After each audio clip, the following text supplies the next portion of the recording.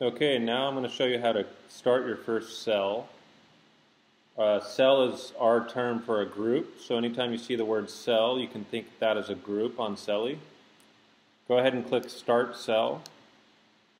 Now you can choose a friendly name if you want. That's just a cosmetic longer name that shows up in the app and on the website, and that just makes it easier for you and your members to know what your cell's about, but that's optional.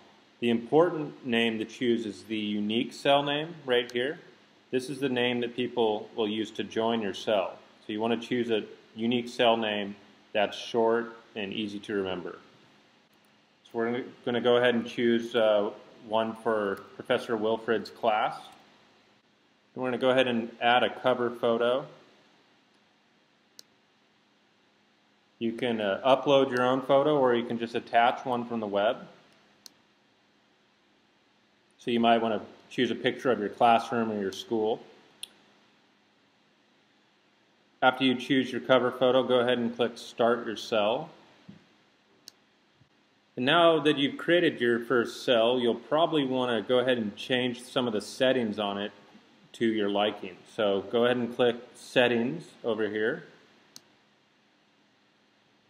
And you can come back to the settings page at any time, so you can change your settings on the fly if you change your mind about one of the settings. So first thing we're going to check is the membership settings.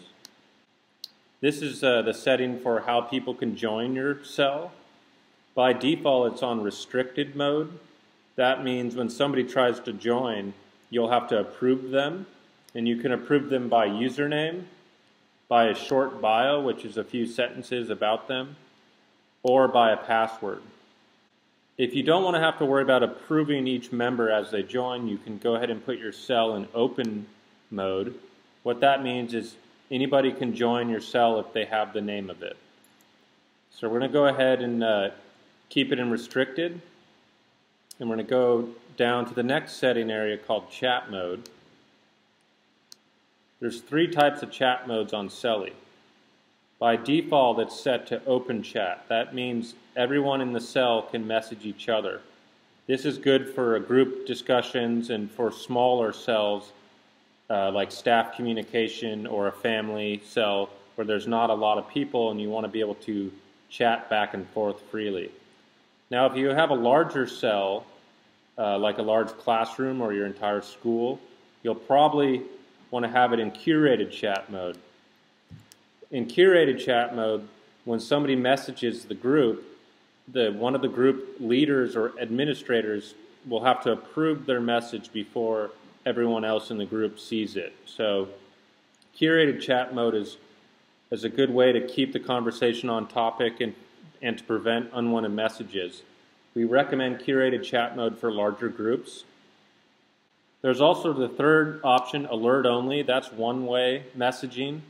You can set up an alert-only cell if you want to broadcast alerts or send out notices to your group, but you don't want members to be able to reply. So choose alert-only in the case that you don't want to receive replies. If you do want to receive replies from your members, then you'll want to choose curated or open chat. We're going to go ahead and leave it on open, and then we're going to go down to cell details. The cell details is an optional settings area. You can add a mission statement which describes your cell a little more in detail for people that are trying to join. You can also set a welcome message, which is the first message members will receive when they join your cell. You can also add your website and make the cell public to the world if you want it listed in our public directory. I'm going to go ahead and click Save Edits.